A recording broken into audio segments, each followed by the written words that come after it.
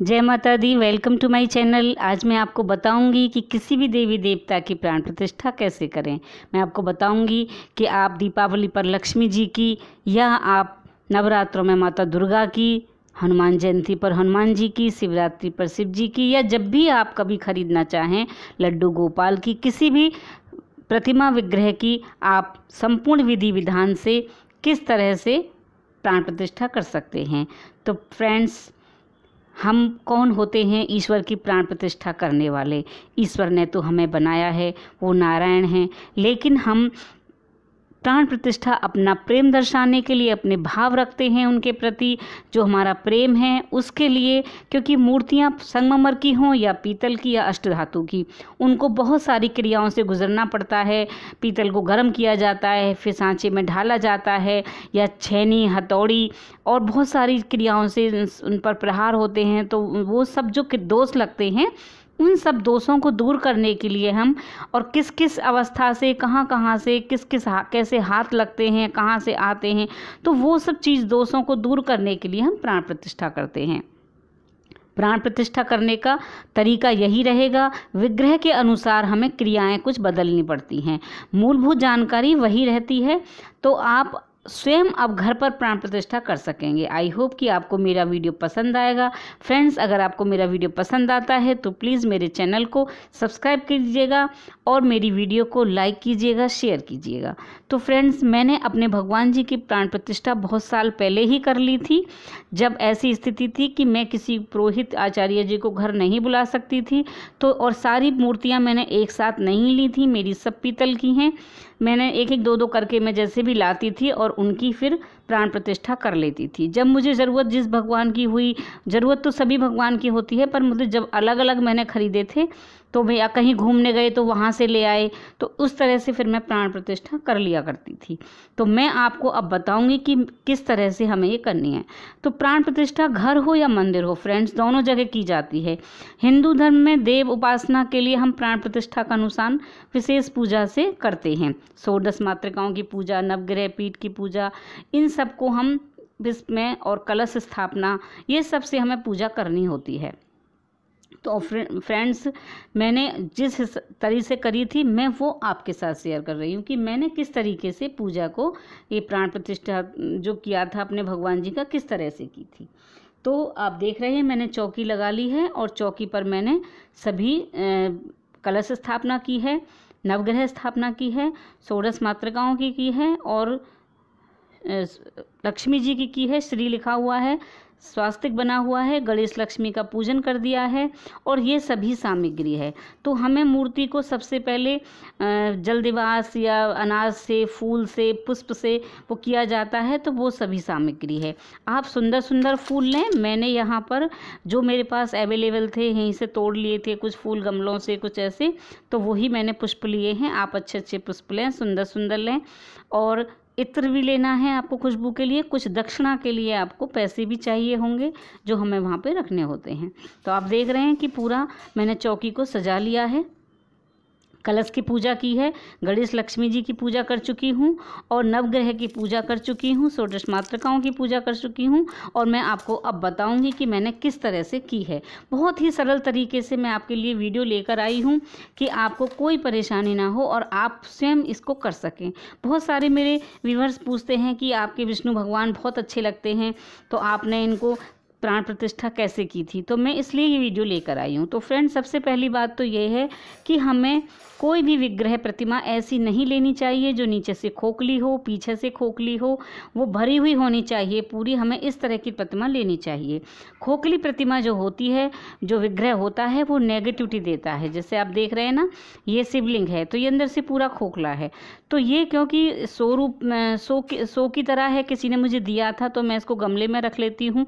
तो गमले में कोई बात नहीं है, आप मंदिर में नहीं रख सकते हैं। तो इस तरह से आपको सबसे पहले मैंने जानकारी दी है कि आपको प्रतिमा, जो विग्रह लेना है प्रभु का, वो कैसा होना चाहिए। और घर में हमें मूर्ति इस तरह की रखनी चाहिए जो हम बैठकर आराम से उनका श्रृंगार और पूजन कर सकें। मूर्ति को स्नान करा सकें, श्रृंगार करा सकें, उन्हें अच्छे से कपड़े पहना सकें, उनको अच्छे से जो उनके अलंकार सजाने के हैं वो सब पहना सकें, और हमें पूजा करने में, आरती करने में किसी भी की चीज़ की परेशानी ना हो। तो फ्रेंड्स, प्राण प्रतिष्ठा करने के लिए मूर्ति को स्नान कराना है, श्रृंगार कराना है, सुंदर सजाना है, पूजा अर्चना करनी है, और मूर्ति को मंत्रों की शक्ति से ही हमें प्राण प्रतिष्ठा करनी है।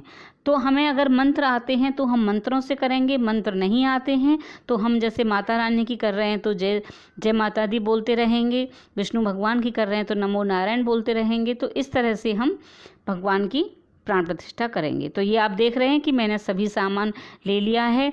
सामान की क्या ज़रूरत पड़ेगी वो मैं आपको बता देती हूँ कि क्या क्या चाहिए। हल्दी, कुमकुम, भस्म, गंगाजल, चावल, इत्र, लौंग, इलायची, चावल मतलब अक्षत, जनेऊ, मोली, चंदन, आचमनी, पंचपात्र, धूप, दीप, दूब घास, कच्चा दूध, पंचामृत, कलश, नारियल, पूर्ण पात्र, शंख, नैवेद्य, आम के पत्ते, पान के पत्ते, तुलसी जी के पत्ते, फल और मिठाई।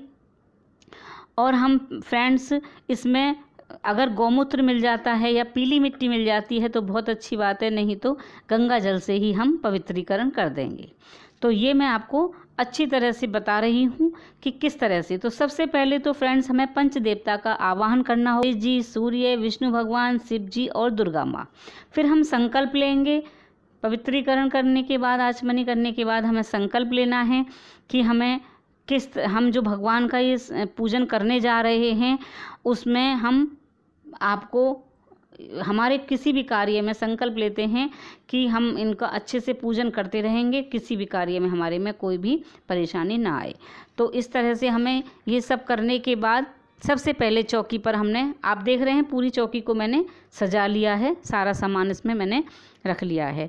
हाथ जोड़कर सभी देवताओं को प्रणाम करेंगे, गुरु को प्रणाम करेंगे, अगर हमारे गुरु नहीं है तो भगवान को प्रणाम करेंगे, पितृ देवताओं को नमस्कार करेंगे, कुल देवताओं को नमस्कार करेंगे। और आचमनी जब हम करते हैं तो फ्रेंड्स हम 3 बार आचमनी करते हैं। ओम माधवाय नमः, ओम केशवाय नमः, ओम नारायण नमः, और फिर हाथ धो करके ओम ऋषिकेशवाय नमः। धरती माता का पूजन करेंगे। पवित्रीकरण में ओम विष्णु विष्णु वासुदेवाय, अपने आप को भी पवित्र करना है। तिलक करेंगे, भगवान को तिलक करेंगे, अपने आप को तिलक करेंगे। अपने आप को तिलक नहीं किया जाता है फ्रेंड्स तो हम अपने सर पर हाथ रख लेते हैं फिर करते हैं।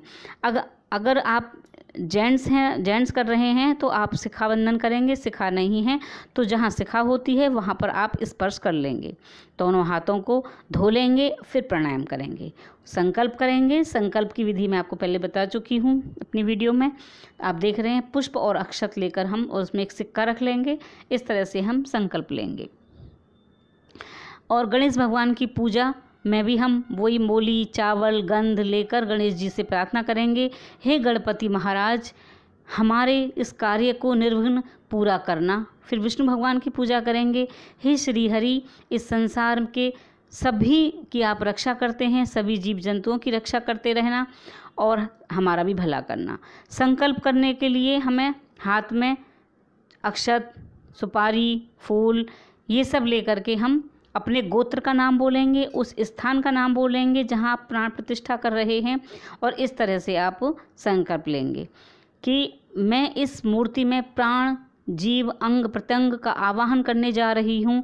ऐसे मैं आपकी प्रार्थना करती हूँ, संकल्प लेती हूँ, दीपक को नमस्कार करती हूँ और दीपक को साक्षी मानती हूँ, और मैं इस प्राण प्रतिष्ठा को करने जा रही हूँ। चावल, फूल, कुमकुम चढ़ाकर उनको मैं आपकी पूजा में ये साक्षी हैं। तो इस तरह से हम दीपक को भी चावल, फूल चढ़ा कर के साक्षी मान लेंगे।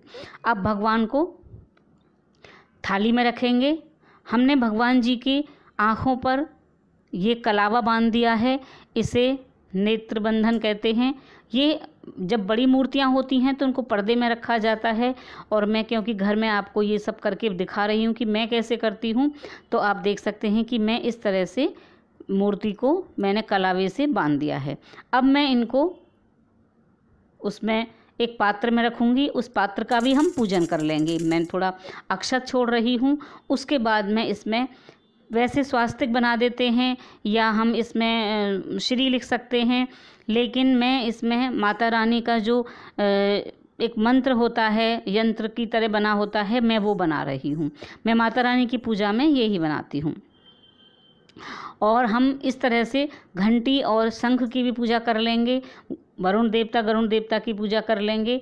तो हमने उसमें घंटी में चावल चढ़ाए हैं, जो पूजा की घंटी होती है, लेकिन शंख को चावल नहीं चढ़ाए हैं। अब मैं माता रानी को गेहूँ है, ये गेहूँ के अनाज में इनको मैं अधिवास करा रही हूँ। तो आप देख सकते हैं कि आप 1.25 किलो 2.5 किलो जैसी आपकी मूर्ति है उस हिसाब से आप गेहूँ ले सकते हैं। प्रार्थना करेंगे, कम से कम 15 मिनट मैंने इसमें रखा और 15 मिनट तक मैं माता के मंत्र बोलती रही। तो इस तरह से मैंने माता रानी की प्राण प्रतिष्ठा की थी। फिर गेहूँ में से निकाल देंगे घंटी बजा करके, और उसके बाद में फिर हम इनका दूसरी तरीके से इसमें से निकालने के बाद फिर आप देखिए, मैं पूरी वीडियो में बता रही हूँ क्योंकि। और हाँ फ्रेंड्स, मैं आपको बताना चाहती हूँ कि मैंने आपको घट स्थापना की जो पूजा विधि या नवग्रह की नहीं दिखाई है, वो मैं अलग अलग वीडियो में आपको दिखाऊंगी, क्योंकि ये वीडियो बहुत लंबा हो जाता और फिर आप भी बोर होते कि ये बहुत लंबा वीडियो है, आपको देखने में भी परेशानी होती। तो ये देखिए कि अब मैं दोबारा से गेहूं से भगवान जी माता रानी को निकाल लिया है, और अब मैं इसमें दोबारा से पात्र को शुद्ध करके उसका पूजन कर रही हूँ। फूल पुष्प चढ़ाए हैं, अक्षत चढ़ाए हैं, हल्दी से मैंने इसमें माता का यंत्र बनाया है।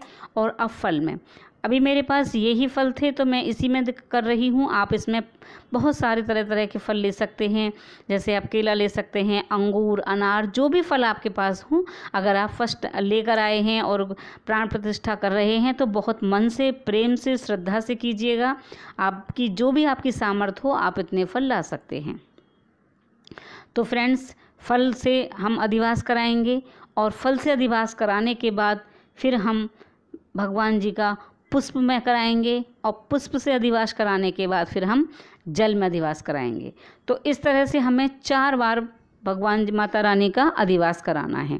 और जब हम अधिवास कराएंगे तो माता रानी के मंत्र बोलते रहेंगे, या देवी सर्वभूतेषु शक्ति रूपेण संस्था, नमस्तस्यै नमस्तस्यै नमस्तस्यै नमो नमः, ओम क्रीम कालिकाय नमः।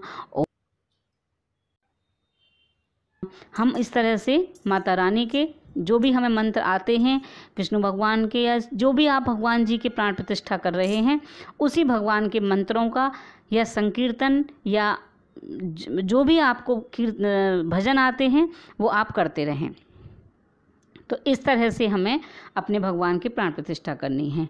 और जिस थाली में आप पूजन भगवान जी को रखेंगे, उस थाली का भी आप पूजन कर बीच बीच में, मतलब जैसे दूसरा अधिवास कराते हैं तभी कराएं।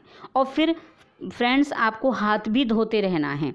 जब भी आप भगवान जी को रखेंगे, निकालेंगे, आप बार बार हाथ धोते रहेंगे। हमें पवित्रता का पूरा ध्यान रखना है। हमारा सारा सामान, सारे पुष्प, फल, जो भी हमारा पूजा का सामान है वो सारा शुद्ध होना चाहिए, और सारा सामान हमारा स्वच्छ होना चाहिए। पवित्रीकरण का आपको बहुत ज़्यादा ध्यान रखना है। इस तरह से अब हम भगवान जी को फूलों में रख रहे हैं, माता रानी को। और पुष्प में रखने के, अभी मेरे पास यही पुष्प थे, आप इसमें गुलाब ज़रूर रखें, कनेर के फूल रखें, माता रानी को बहुत पसंद है। तो देखिए, अब हम इसमें जल से माता रानी को जल दिवास कराएंगे। और एक कलश में आप जल भर लेंगे, पवित्र जल होना चाहिए। उसमें थोड़ा सा आप गंगा जल डालेंगे, थोड़ा सा आप गुलाब जल डाल लें, इत्र डाल लें खुशबू के लिए, और उसके बाद हम माता रानी को जल दिवास कराएंगे। ये क्रिया भी हमारी 15 मिनट तक चलेगी, और 15 मिनट के बाद हम माता रानी को इसमें से निकालने के बाद फिर हम इनका नेत्र से ये कलावा जो हमने बांधा हुआ है इसको हटा देंगे।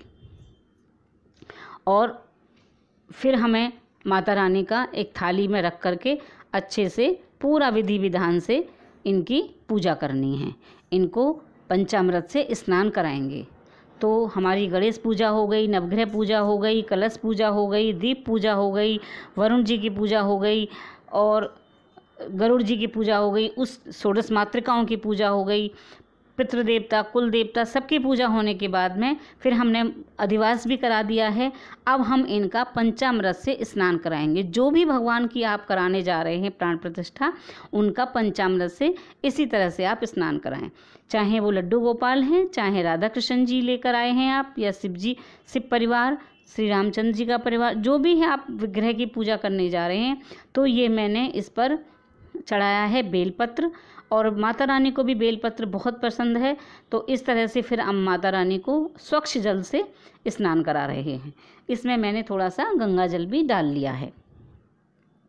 और फिर अच्छे से, मतलब खूब सारे अच्छे से जल, शुद्ध जल से हम माता रानी को ऐसे, इसमें मैंने देखिए इत्र डाल रही हूँ।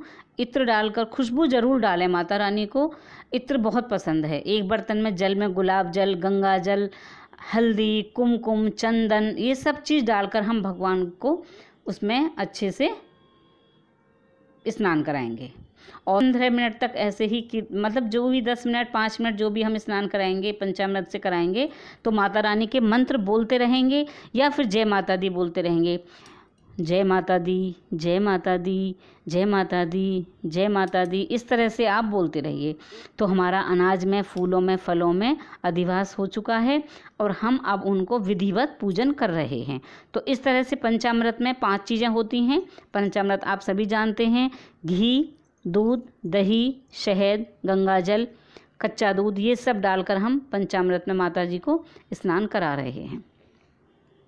और उसके बाद स्नान कराकर हम स्वच्छ कपड़े में माता को रख देंगे और उसके बाद उसमें से निकालेंगे और फिर उनका हम श्रृंगार करेंगे। तो जल से स्नान करा दिया और हमने अब उनको अच्छे से साफ़ कर लेंगे, पोंछ देंगे और फिर अब हम इनको वस्त्र पहनाएंगे। तो हम अगर शिवजी भगवान की या हनुमान जी की पूजा कर रहे हैं तो उनको हम जनेऊ पहनाएंगे। माता रानी हैं तो हम उनको वस्त्र पहनाकर उनका श्रृंगार करेंगे, टीका लगाएंगे, मांग भरेंगे, मेहंदी लगाएंगे, चूड़ियाँ, श्रृंगार का टोटल जो भी सामान होता है वो सब माता रानी को हम चढ़ाएंगे। और महावर लगाएंगे अगर माता रानी हैं। शिवजी भगवान हैं तो उनको, मतलब जो भी प्रतिमा हैं, बस थोड़ी सी क्रियाएं हमारी उनके हिसाब से बदल जाएंगी। तो चंदन, चावल, मतलब अक्षत, सॉरी मैं बार बार चावल बोल देती हूँ। तो इस तरह से हम इन पर हल्दी भी लगाएंगे माता रानी को, क्योंकि जब हमारे यहाँ कोई भी शुभ कार्य होता है तो हम उसमें हल्दी भी चढ़ाते हैं। तो धूप दीप अर्पित करेंगे अपनी माता रानी को और मंत्र बोलते रहें। मौन रहकर आपको कोई भी क्रिया नहीं करनी है। तो फ्रेंड्स, आप मौन नहीं रहें, मंत्र बोलते रहें। मंत्र बहुत छोटा सा, ओम दुम दुर्गाय नमः आप बोल सकते हैं, नहीं तो जय माता दी आपको बोलना है। धूप दीप दिखाएंगे, घंटी बजाएंगे, नैवेद्य दिखाएंगे माता रानी को और प्रार्थना करेंगे कि, और श्रृंगार चढ़ाएंगे कि, और माता को कहेंगे कि माँ ये श्रृंगार का सामान है, आप इसको पहन लीजिए, आप इसमें बहुत सुंदर लगेंगी। और हम माता रानी को दर्पण भी दिखाएंगे। सजाने के बाद जैसे हम स्वयं दर्पण देखते हैं वैसे ही दर्पण दिखाएंगे, दक्षिणा रखेंगे। और ये देखिए जो फूलों की माला है, ये मैंने छोटे छोटे खुशबू के फूल थे उसकी स्वयं बना ली थी, क्योंकि मैं बाज़ार नहीं जा पाई, आपको मुझे वीडियो देना था, तो इसलिए मेरे पास जो भी सामान था मैंने उसी में आपको ये पूजन करके दिखाया है। आप इसमें जितना सुंदर सजा सकते हैं अपने दरबार को, चौकी को जितना अच्छा लगा सकते हैं, जितनी चौकियां सजा सकते हैं इतना ही अच्छा है। अब ये देखिए मैं माता रानी को मेहंदी भी लगा दूंगी। माता रानी को मेहंदी बहुत प्रिय है। माँ को हरी लाल चूड़ियाँ और बिंदी, मेहंदी, महावर बहुत पसंद हैं। नैवेद्य चढ़ाएंगे, मेवा चढ़ाएंगे और उनको प्रार्थना करेंगे कि हे माता रानी, ये अमृत है, इसको अमृत समझकर आप स्वीकार करें। जो भक्ति भाव से पूजा में इसको मेरी कमी रह गई है, मेरी गलतियां हैं, उनको क्षमा करें और दक्षिणा चढ़ा करके फिर आरती करेंगे। और अपनी गलतियों की माफ़ी ज़रूर मांगते रहें, क्षमा ज़रूर मांगते रहें। वो माँ हैं, वो क्षमा कर देती हैं। तो इस तरह से फ्रेंड्स, आप माता रानी की पूजा करके फिर छोटा सा हवन करें। छोटा सा हवन करने की क्रिया वही रहेगी कि आप किसी उपले पर या किसी पर भी आप या कपूर पर आप सामग्री डालते रहें। जिस भगवान का आपने प्रतिमा का आपने प्राण प्रतिष्ठा करी है, आप उन्हीं के नाम से 5-11 आहुति या बड़ा हवन करा सकते हैं, नहीं तो आप छोटा सा हवन जरूर करें। फिर आरती करें। ये मैं आरती की थाली आपको दिखा रही हूँ। मैं किसी भी पूजा जो करती हूँ इस तरह से, तो मैं राई से ही आरती उतारती हूँ, क्योंकि इससे हमारे भगवान की नज़र उतर जाती है। तो आप शहद लगाइए एक प्लेट पर और उस पर पीली वाली सरसों डाल दीजिए। पीली सरसों हमारी नेगेटिविटी को दूर करती है, तो मैं पीली सरसों से ही, आप गृह प्रवेश करें या आप माता रानी किसी भगवान की प्राण प्रतिष्ठा करें, आप इस तरह से पीली सरसों से ही भगवान जी की आरती की थाली सजाएंगे तो आपकी नेगेटिविटी हटेगी और नज़र भी नहीं लगेगी। तो ये देखिए, मैंने शहद लगाकर उसमें सरसों डाली और फिर उसको हटा दिया, तो सरसों उस पर चिपक गई और मेरी आरती की थाली तैयार हो गई। अब मैं इसमें अक्षत और पुष्प से थाली को सजा करके फिर माता रानी की आरती करूँगी।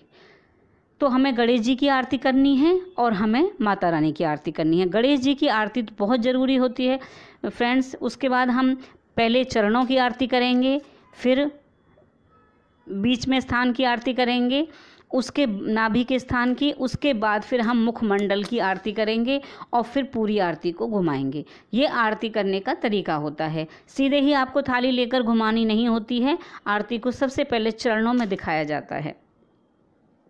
आरती करने के बाद आरती को जल से हम शांत करेंगे, जिससे इसका जो ताप है वो हमारे ईश्वर को, हमारे प्रभु को, उससे कोई भी परेशानी ना हो, कोई हानि ना हो। तो इस तरह से आरती दिखाएंगे, परिक्रमा करेंगे। पूरे घर में हमें ये आरती घुमानी होगी अपने घर में, और सबको, अपने परिवार वालों को आरती देनी होगी, प्रसाद देना होता है। तो इस तरह आरती करके फिर हम भगवान से फिर से हम क्षमा मांगेंगे हाथ जोड़ करके, और अपने सभी हाथों में पुष्प लेकर, जितने भी हम यहाँ दो चार लोग हैं, आप अकेले कर रहे हैं, तो फिर हमें पुष्पांजलि करनी होगी। भगवान की पुष्पांजलि जरूर करनी होती है। तो इस तरह से मैंने आपको बहुत ही संक्षिप्त विधि में फ्रेंड्स बताई है कि हमें किस तरह से प्राण प्रतिष्ठा करनी होती है, और पूरा सीरियल वाइज बताई है कि किस तरह से आपको सबसे पहले क्या क्या करना है, और बहुत ही सरल तरीका है। तो फ्रेंड्स, आपको हमारी वीडियो अच्छी लगती है तो प्लीज़ मेरी वीडियो को लाइक कीजिएगा, मेरी वीडियो को शेयर कीजिएगा, और आप हमारे चैनल पर नए आए हैं तो हमारे चैनल को सब्सक्राइब ज़रूर कीजिएगा। और अच्छी वीडियो के लिए आप हमारे चैनल पर विज़िट कर सकते हैं।